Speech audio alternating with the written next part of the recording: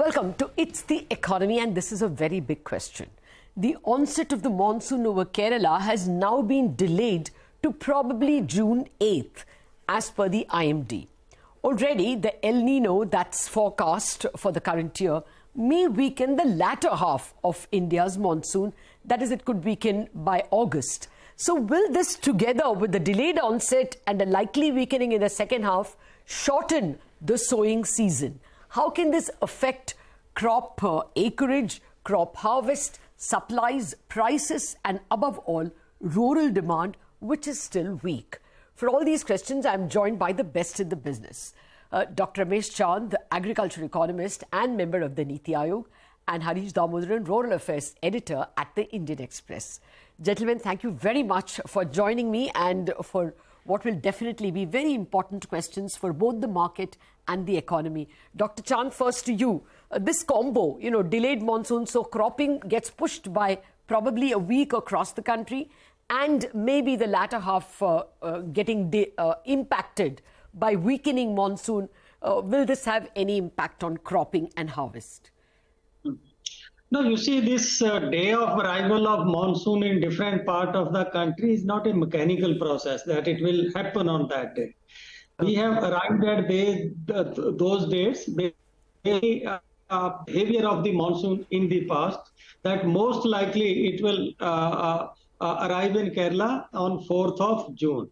But it can always be 3-4 days before 4th June and 3-4 days after 4th June. So I consider that if there is a departure of more than 1 week, either way, that has implication. But if it is only 3-4 days, it doesn't matter at all for sowing. We are not having crops which are sensitive by day.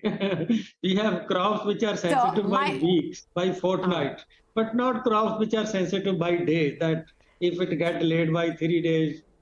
No, Dr. Chand, that was not my point is that we are adding a delayed sowing to an expected weakening in the second half. So, if there is a weakening of the monsoon in latter part of August, then there is over a fortnight, maybe the cropping season is shortened by a month or 3 weeks. Is that the way we should look at it? And is that a problem? If there is some aberration in the month of August, it will have implication, it will have effect. But by the time of August, most of the area is already sown. So the delay in the month of August affect the condition of the crop, affect productivity of the crop, but it does not much affect the area sown under the crop. Net sown area. Yeah. Okay, well, Harish, you want to add anything to this? Should we be mentally prepared for lower productivity in that case? I'm a little worried about this formation of this low pressure area over the Arabian Sea, Southeast Arabian Sea, because I think they are talking about its intensification into a cyclone by tomorrow, depression or a cyclone tomorrow. So what it could do is it may suck away moisture towards it, and it will weaken the monsoon winds, So then, and the monsoon system can revive and sort of reorganize itself only after the cyclone has completely dissipated, So, the cyclone can bring in some... So you're saying the delay could be more than just June 8th? Yeah, so definitely I think the onset is being delayed. So, like Dr. Ramesh Chand said that, a week will be a problem. But your own data, like, for example, I think what you have shown in your chart just now, that 2019, the onset took place on June 9th, right? And actually we had a good monsoon that year, But and because there was no El Nino. So this year, I think the combination of delayed monsoon and El Nino is worrying definitely, for now. And it will definitely affect, I think, the sowing patterns.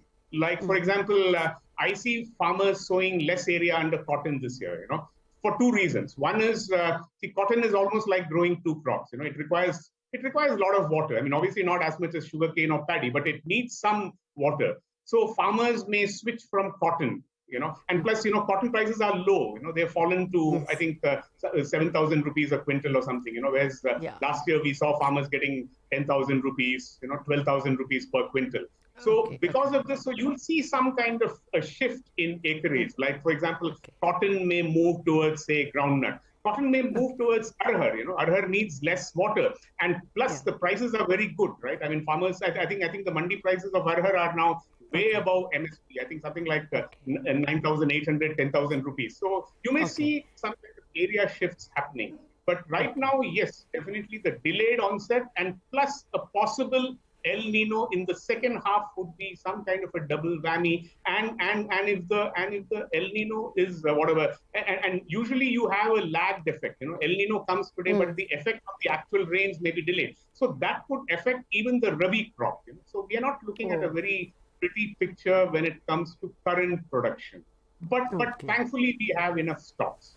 I think we can come to that a little later. That's important. Dr. Chand, would you have any crop-wise comments to make? And at the moment, is it too early to worry? You see, I will say too early to worry, and also it is not moisture which has affected area under cotton. Moisture is much better this year compared to past years. We are facing problem in case of cotton that it has become susceptible to ball gourds. There are issues of new variety getting delayed, yield 4 or 5 years continuously declining, though this year not that bad. So it is the price effect. It is that in case of cotton, it has become susceptible, and we have not yet come with that technology. The technology was with Monsanto, but they have, I think, bind up their business to release their variety in India. So cotton, we are discussing something serious is there in case of cotton. We need to do something to it. But inter-crop substitution, Lataji, it always happens. Sometimes from coarse cereals, which are now called millets, to pulses to oil seed and cotton. So substitution keep happening. Will always happen. Okay, so can I pick out two crops, sir? One, rice. We were always happy that rice is actually, we are better stocked. But lately there have been reports of rice inflation. I mean, June 3rd prices, which Live Mint, the newspaper quoted, said that rice is up 8% or 8.5%, I think, year on year, whereas wheat is up only 5.6. So what we thought would be a wheat inflation looks like a rice inflation. Is this something we have to worry about? And rice is a kharif crop. So if there is any problem, we could be in trouble on rice. And secondly, sugar. Stocks are at 5-year lows. So either of them should be worry. And that 5-year lows, I think I picked up from Harish's article. So anyway, are those two problems? Yeah, one factor which we often overlook or underestimate is that prices are now very strongly affected by behavior of international prices. So internationally, you just look at that rice and sugar are two exceptions. In case of all other crops, last couple of months, in fact, if you look at food index, last 12 months, every month there is a decline in the Yes, absolutely. But these two are exception. One is rice, another is sugar, and in case of India, more than about 15% of rice is exported. So domestic price of rice is rising under the influence of increase in international price.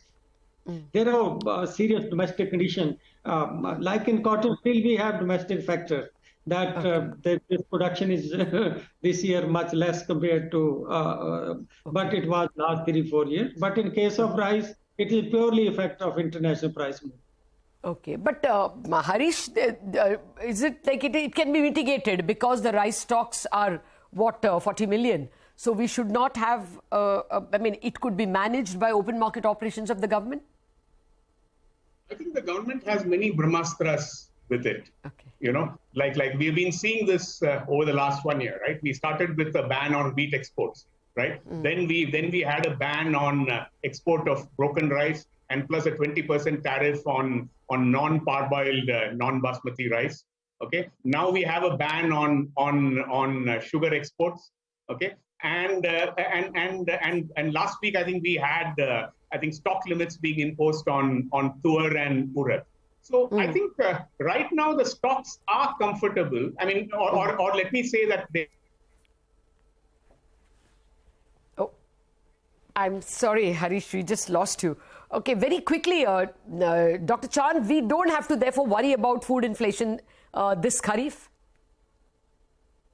You see, food inflation again is the net of so many commodities. In case of cereal, even I keep monitoring it. I think at a retail level, still it will be 2 digits. But increase in cereal price is getting negated, neutralized by the decline in prices of oilseeds. So you look at oilseeds, so you just find that there is a equally strong decline in case of edible oil. Though weight of edible oil is slightly less than cereals, but magnitude of decline in prices is much higher. So whatever we find that effect on inflation of cereal, that edible oil will take care. So I feel that this trend of last 2 months, which brought now close to 4%, food inflation close to 4%. I expect it to rule at this level next 2 months. Okay, so I have a slightly different question while we get Harish back on the line. You know, even if we are able to manage crop-wise because of the buffer stocks and maybe banning exports, as Harish said, many brahmastras are there. If there is a problem with, you know, the total production, are we going to have rural stress? After all, we still have, what, 54% of rural India dependent on agriculture directly. Total agricultural workforce is about, I think, over 50% of India's workforce. So if there is some weakness in crop production, especially in cereals, are we looking at a continued rural downturn in demand?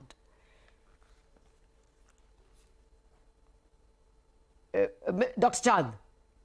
Oh, I see. I thought this question is addressed to Harish. Okay.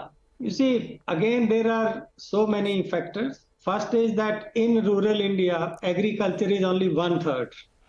Within agriculture, if you look at crop, its share over time has declined significantly.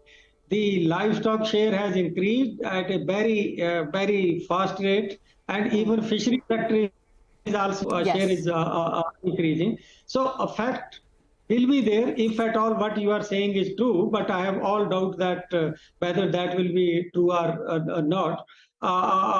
Effect will be very, very small. But you see, crop sector, in terms of quantity, you still find that rice and wheat are dominating. But if you look at value terms, now it is domination of horticulture. We should not forget that fruit and vegetable, they are also important. So only in the area which are still monocropping, rice, wheat kind of things. So if something happened to wheat and rice, you will just see.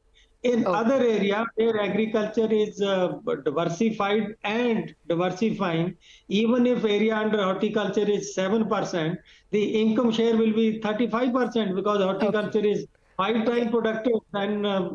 So your short point is you cannot conclude about rural distress with the data we have. That's. I feel that now rural economy is not that much weight of agriculture, that small effect of agriculture will affect the overall rural demand. Okay.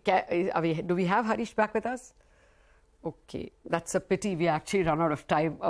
Harish, if you're listening to us, I'm sorry, we have to wind up this conversation. Dr. Chand, thank you very much. It's a slight red flag that our experts are raising. but we should be able to manage with perhaps a minor food inflation led by cereals. That's the only red flag that they're pointing to. Perhaps the overall rural demand, it is still too early to worry that it may be weak. We wrap up on Bazaar Chartbusters up.